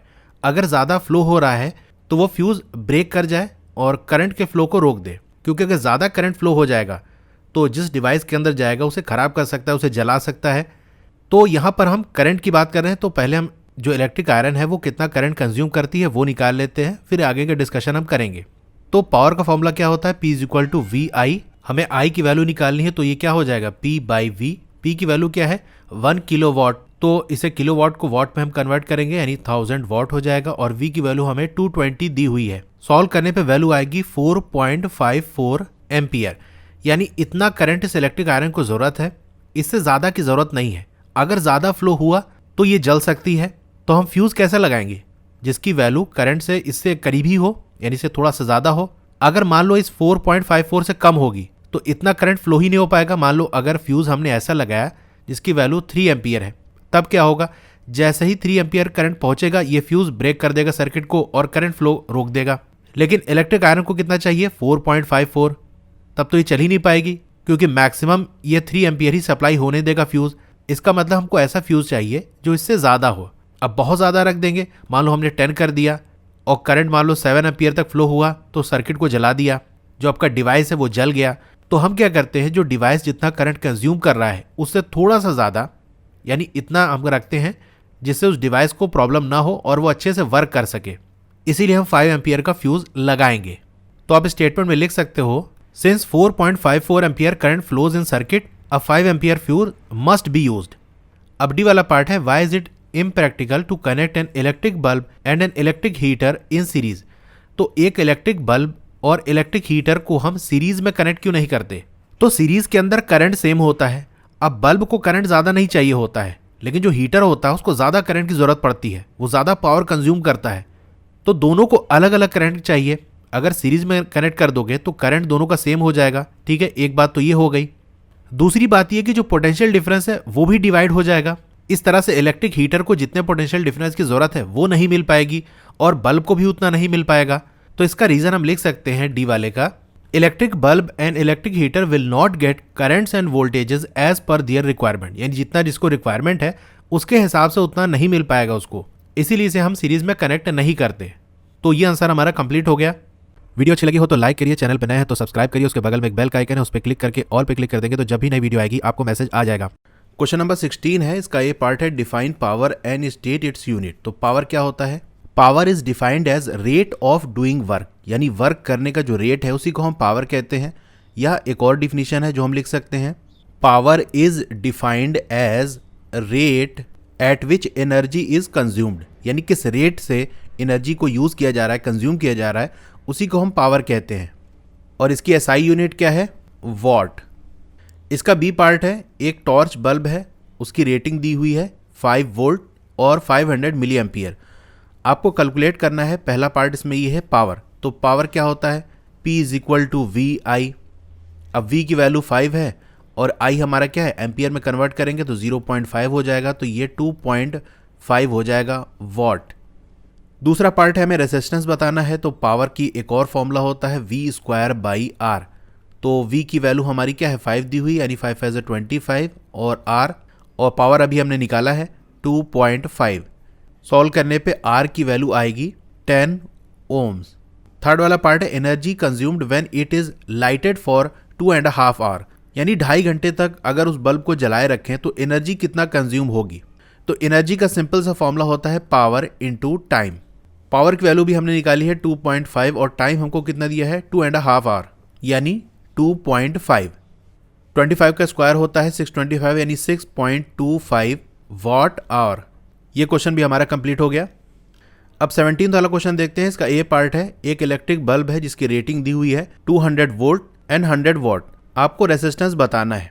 तो यहाँ देखो पावर हमको दी हुई है और वोल्टेज हमको दिया हुआ है, यानी P पावर का फॉर्मूला लगाएंगे P is equal to V²/R।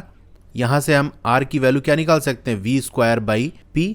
अब बस वैल्यू पुट करना है। V की वैल्यू हमको 200 दी हुई है, यानी 200 का स्क्वायर अपॉन पावर की वैल्यू क्या है, हमको 100 दी हुई है, अपॉन 100, ये हमारी R की वैल्यू आ जाएगी। सॉल्व करोगे तो R की वैल्यू हमारी 400 ohms आ जाएगी।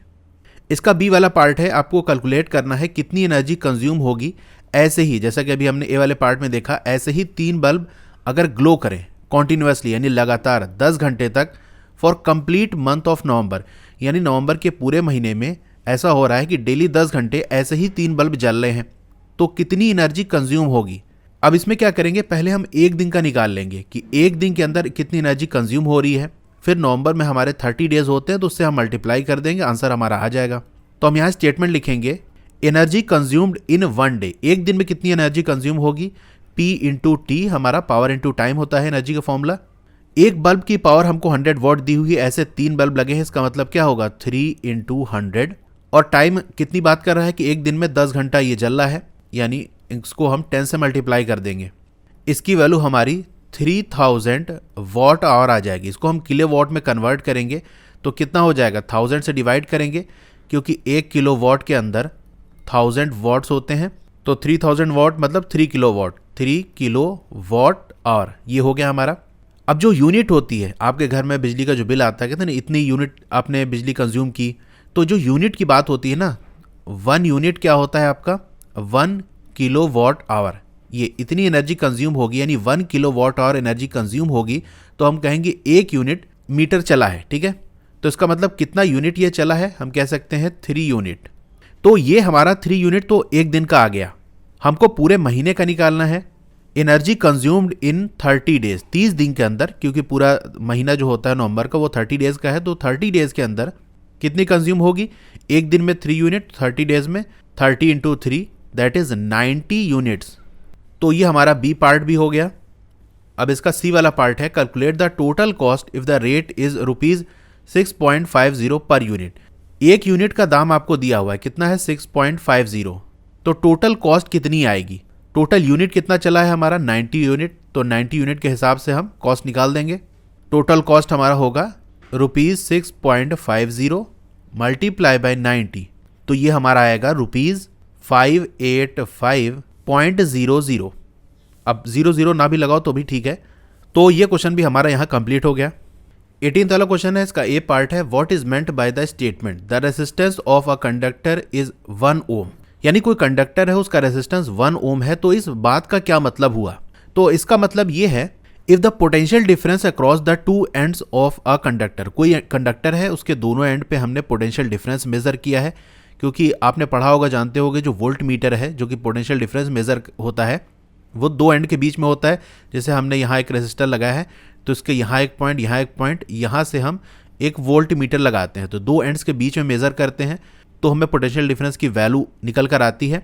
तो अगर पोटेंशियल डिफरेंस की वैल्यू 1 वोल्ट है और करंट जो कि उस कंडक्टर से फ्लो हो रहा है वो 1 एम्पियर है, तो जो रेजिस्टेंस की वैल्यू होगी उस कंडक्टर के लिए वो 1 ओम होगी। तो इस तरह से आप इसे डिफाइन कर सकते हो, इस स्टेटमेंट को एक्सप्लेन कर सकते हो, या फिर सिर्फ इतना लिख सकते हो कि 1 ओम की वैल्यू क्या होती है। आपने फॉर्मूला पढ़ा होगा, R=V/I। आर हमारा 1 ओम है और पोटेंशियल डिफरेंस की वैल्यू क्या होगी, 1 वोल्ट होगी, अपॉन करंट की वैल्यू क्या होगी, 1 एम्पियर। इसे पूरा लिख दो, ज़्यादा सही रहेगा, वोल्ट अपॉन एम्पियर। इतना भी लिख दोगे तो भी आपको मार्क्स मिल जाएगा इस ए वाले पार्ट के लिए। इसका बी वाला पार्ट है, आपको डिफाइन करना है इलेक्ट्रिक पावर। तो अभी हमने पावर को डिफाइन किया था, यहाँ इलेक्ट्रिक पावर पूरा लिखा हुआ है, तो हम थोड़ा सा उसी में चेंज करेंगे जो भी मैंने लिखाया था डिफिनीशन। देखो यहाँ पर सिर्फ पावर कहा था तो हमने सिर्फ पावर लिख दिया था। अब इलेक्ट्रिक पावर कहा है तो इस दूसरी वाली डिफिनीशन में हम थोड़ा सा चेंज करेंगे, यानी हम लिखेंगे power is defined as the rate at which के बाद हम लिखेंगे इलेक्ट्रिक एनर्जी इज कंज्यूम्ड। सिर्फ पावर था तो हमने सिर्फ एनर्जी लिख दिया, हमको इलेक्ट्रिकल पावर पूछा है तो हमने इलेक्ट्रिक एनर्जी की बात कर ली। अब आगे इसमें ये कह रहा है कि आपको एक एक्सप्रेशन लिखना है जहां पर इलेक्ट्रिक पावर हो, पोटेंशियल डिफरेंस हो और रेसिस्टेंस हो। तो ये फॉर्मूला हमने कई बार देख लिया है, P=V²/R। तो ये हो गया हमारा। इसका सी वाला पार्ट है, ये बहुत अच्छा क्वेश्चन है। देखो, how many 132 ohm resistors in parallel are required to carry 5 ampere on a 220 volt line. हमसे इसके अंदर ये पूछ रहा है कि 132 ओम्स का कितना रेसिस्टर पैरेलल में हम कनेक्ट करें कि करंट हमारा 5 एम्पियर फ्लो हो और 220 वोल्ट्स का पोटेंशियल डिफरेंस हो। तो हम कैसे निकालेंगे, सी वाले पार्ट की बात कर रहे हैं। तो रेसिस्टेंस का फॉर्मूला क्या होता है, R=V/I। तो V हमको दिया हुआ है कितना, 220, I दिया हुआ है 5, तो 220/5। इसे सॉल्व करोगे तो 44 आ जाएगा, यानी R की वैल्यू 44 ओम्स आ जाएगी। तो ये जो वैल्यू है ये इक्विवेलेंट रेजिस्टेंस की है, यानी जितने भी आप 132 ओम्स के रेजिस्टर पैरेलल में लगाओगे उनको सॉल्व करके जब उनका इक्विवेलेंट रेजिस्टेंस निकालोगे तो वो कितना आना चाहिए, 44 आना चाहिए। अब यहाँ पर एक फॉर्मूला आपको याद रखना है कि अगर हमको ये बता दिया जाए कि कुछ रेजिस्टर्स हैं उन सब की वैल्यू इक्वल है और उन सबको पैरेलल में कनेक्ट किया गया है, तो नेट रेजिस्टेंस की वैल्यू हम कैसे निकाल सकते हैं। तो ये इक्वल होगा जो भी रेसिस्टर की वैल्यू हमको दी हुई है। जैसे यहाँ दिया हुआ है कि रेसिस्टर्स की जो वैल्यू है 132 ओम्स है, तो 132 डिवाइडेड बाई जितने रेसिस्टर हम लगाएंगे उससे डिवाइड कर देंगे। तो हम मान लेते हैं n रेसिस्टर है, n की ही तो वैल्यू निकालनी है कि कितने रेसिस्टर हम पैरेलल में कनेक्ट करेंगे। और यहाँ आपको बताना पड़ेगा कि n है क्या। N is the number of bulbs in parallel, यानी कितने बल्ब हम पैरेलल कनेक्ट कर रहे हैं, वो है एन की वैल्यू। तो नेट रेजिस्टेंस की वैल्यू हमने निकाल ली कि टोटल जो मिला के रेजिस्टेंस की वैल्यू आनी चाहिए वो कितनी होनी चाहिए, 44 होनी चाहिए। तो इसे हम 44 पुट कर देंगे यहाँ पर। ये इक्वल होगा 132 बाई एन। यहाँ से हम एन की वैल्यू निकाल लेंगे 132 बाई 44, दैट इज 3 रेसिस्टर्स, यानी 3 रेसिस्टर हम पैरेलल में कनेक्ट करेंगे 132 ओम्स के। तब हमको करंट की वैल्यू ये 5 एम्पियर और पोटेंशियल डिफरेंस की वैल्यू 220, यानी इस तरह से कुछ कनेक्शन होगा 132 ओम्स, 132 ओम्स और 132 ओम्स। ठीक है, ये डायग्राम आपको नहीं बनाना, जस्ट ऐसे ही बता रहा हूँ। तो यहाँ पर आपको ये वाला फॉर्मूला ध्यान में रखना है कि अगर हमको ये दे दिया हो कि कुछ रेसिस्टर्स हैं, उन सब की वैल्यू बराबर है, उन सब को हमने पैरेलल कनेक्ट किया है, तो नेट रेजिस्टेंस की वैल्यू हम ऐसे निकालेंगे कि हर रेसिस्टर की जो वैल्यू है, क्योंकि बराबर है तो वही एक पुट कर देंगे 132 जैसे यहाँ पर दिया हुआ है, और कितने रेसिस्टर हमने लगाए हैं उससे डिवाइड कर देंगे तो नेट रेजिस्टेंस की वैल्यू आ जाएगी। तो ये क्वेश्चन भी कंप्लीट हो गया। अब क्वेश्चन नंबर 19 देख लेते हैं। Draw a schematic diagram of a circuit. Schematic diagram क्या होता है? किसी भी सर्किट का जो पेपर ड्राइंग होती है, जहाँ पर हम सिंबल्स यूज़ करते हैं। जैसे हम सेल की बात करें तो सेल कैसे बनाते हैं, ऐसे हमने सेल बना दिया। तो एक्चुअली में सेल इस तरह थोड़ी ना दिखता है, सेल तो इस तरह से कुछ होता है, ऐसे बना होता है, यहाँ कंपनी का नाम लिखा होता है और बाकी सारी स्पेसिफिकेशन वगैरह लिखी होती है, तो वो हमारी रियल ड्राइंग होती है। तो स्कीमेटिक डायग्राम में हम सिंबल्स यूज़ करते हैं। तो सिंबल वाला डायग्राम जो आपके बुक में बना हुआ है वो आपको बनाना है। उसके अंदर क्या होना चाहिए? एक बैटरी होनी चाहिए जिसके अंदर 3 सेल्स लगे हों और हर सेल आपका 2 वोल्ट का हो। A combination of 3 resistors 10, 20 and 30 ohm connected in parallel होना चाहिए। प्लग की लगाना है, एमीटर लगाना है और ये सारे सीरीज़ में होंगे। ठीक है, इतना काम हम पहले कर लेते हैं। तो हम पहले बैटरी बनाएंगे जिसके अंदर 3 सेल्स लगे हों। एक सेल हमारा ये लग गया, दूसरा सेल ये हो गया और तीसरा सेल ये हो गया। ये हो गई हमारी बैटरी। इसका हमारा पॉजिटिव हो गया, ये निगेटिव हो गया और हर जो सेल है वो 2 वोल्ट का है और ऐसे ही हमने 3 लगाया है, टोटल ये 6 वोल्ट हो गया। अब इसे इस तरह से हम ड्रॉ करेंगे। नीचे के साइड में हम रेसिस्टर्स लगा देते हैं। ये एक रेसिस्टर हो गया और ये हमारा दूसरा हो गया और ये हमारा तीसरा हो गया। ठीक है, ये आगे जाएगा। यहाँ हम एमीटर लगा देते हैं। ए से हम शो करेंगे इसका ये पॉजिटिव और ये निगेटिव। आगे जाके यहाँ ये हमारी की बन गई, इसे हम लिख देंगे ये की है। करंट का फ्लो भी हम दिखा देते हैं एरो से। यहाँ हो गया ये। अब रेसिस्टर्स की रेसिस्टेंस की वैल्यू लिख देते हैं 10, 20 और 30, यानी ये 10 ओम्स हो गया और ये हमारा 20 ओम्स हो गया और ये नीचे वाला 30 ओम्स हो गया। ये डायग्राम हमारा बन गया। ये डायग्राम बनाना आपके 2 मार्क्स का था। अब आगे इसमें ये कह रहा है कि सर्किट का यूज़ करते हुए आपको ये चीज़ें फाइंड आउट करनी है। ये वाला पार्ट है करंट थ्रू ईच रेसिस्टर्स। तो जैसा कि आप जानते होंगे कि पैरेलल कॉम्बिनेशन में करंट अलग अलग होते हैं, तो सारे रेसिस्टर का हम अलग अलग करंट निकाल लेते हैं। तो यही मैं इसको सॉल्व कर लेता हूँ। अब करंट तो अलग अलग होता है लेकिन पैरेलल में पोटेंशियल डिफरेंस जो होता है वो सेम होता है।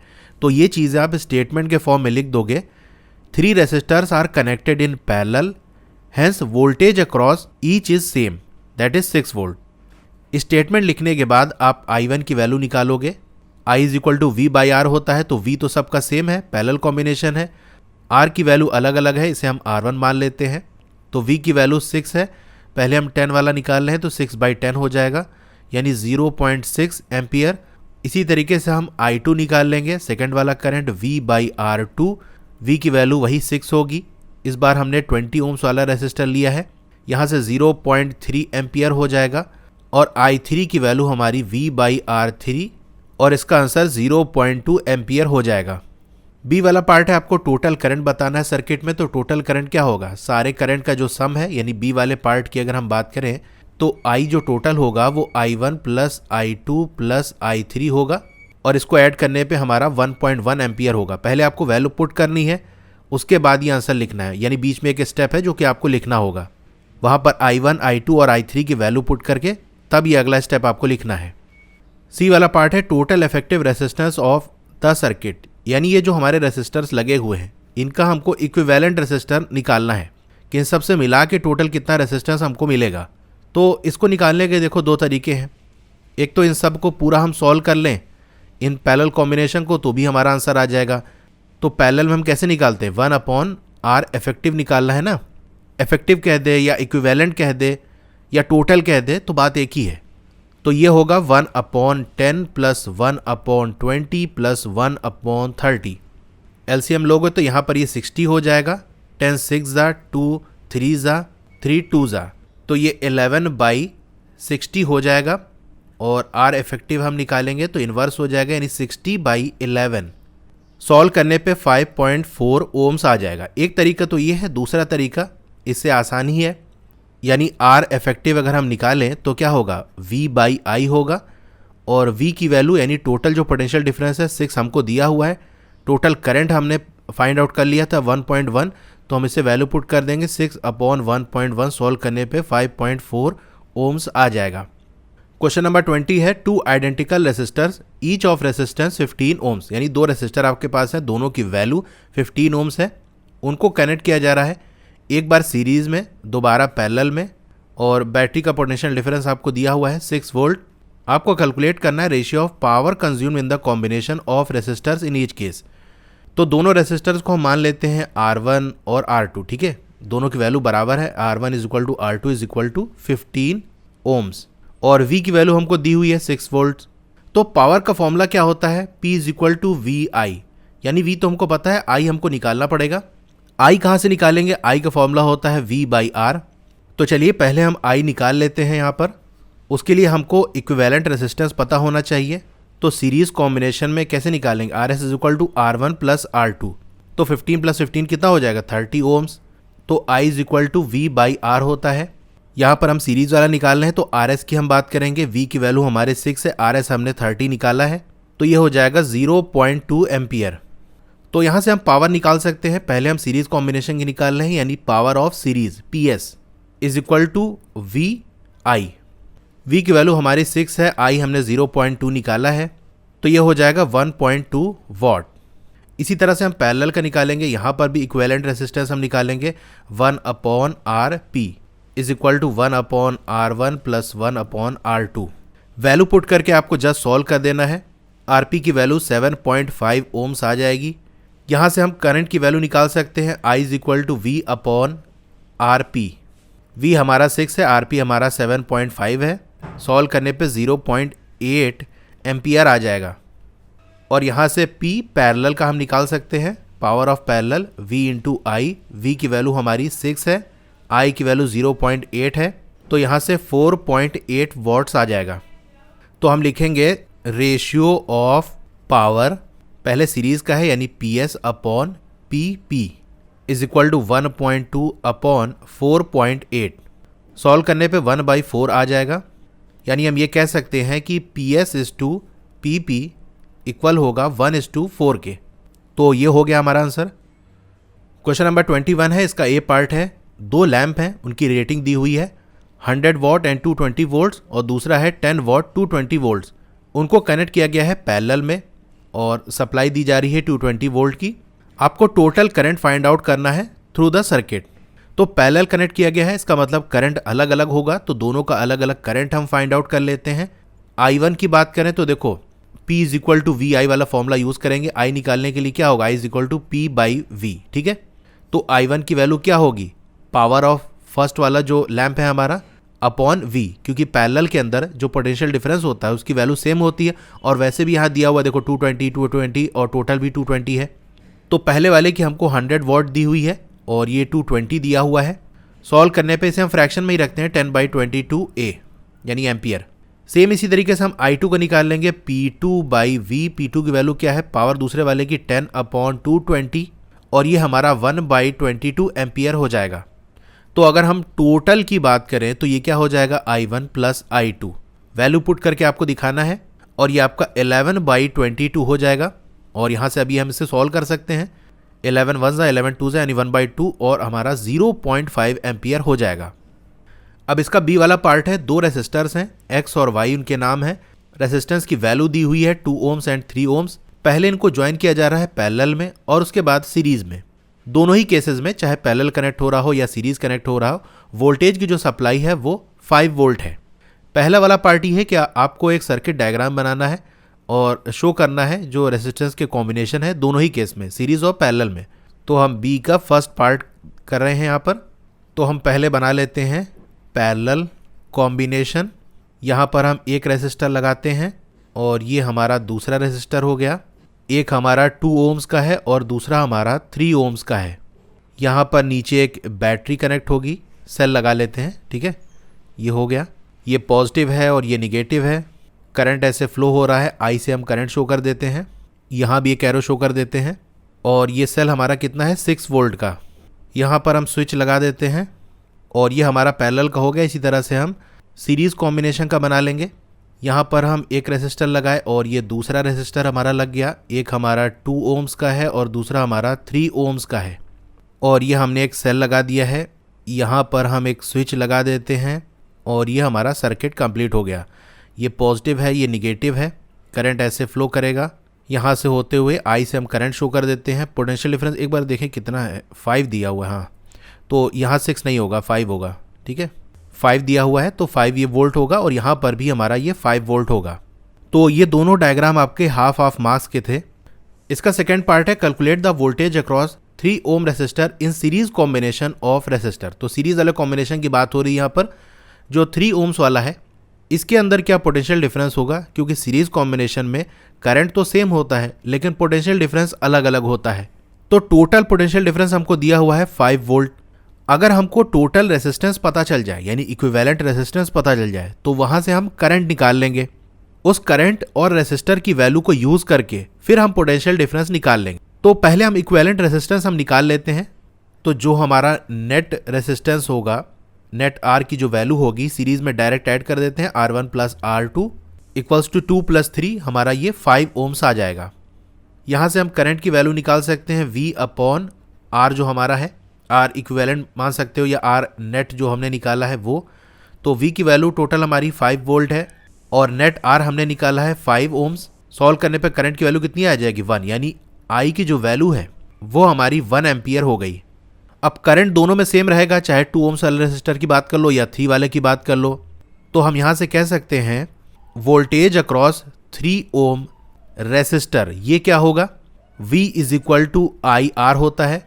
तो I की वैल्यू अभी हमने 1 निकाली है, 3 ओम वाले रेसिस्टर की बात कर रहा है तो 3 से मल्टीप्लाई कर देंगे तो ये हमारा 3 वोल्ट आ जाएगा। तो यहाँ आके टोटल हमारा ये जो पेपर था वो कंप्लीट हो गया।